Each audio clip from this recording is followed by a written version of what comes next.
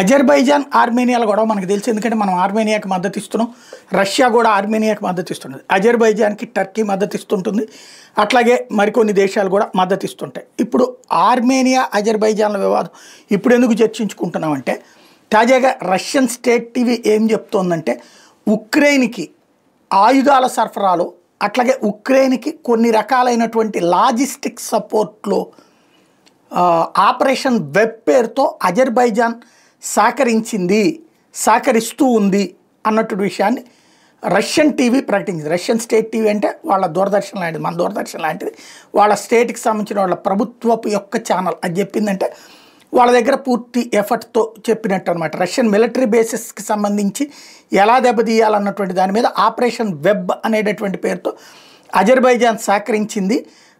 ఏదైతే రష్యాకు సంబంధించినటువంటి లాజిస్టిక్స్ని దెబ్బతీయడానికి, సైబర్ అటాక్స్ చేయడానికి సహకరించింది అన్నటువంటి విషయాన్ని రష్యా భావిస్తోంది. అంటే రేపో మాపో అజర్బైజాన్కి ఇక చుక్కలు చూపెట్టేటటువంటి అటాక్ జరగచ్చు అనమాట.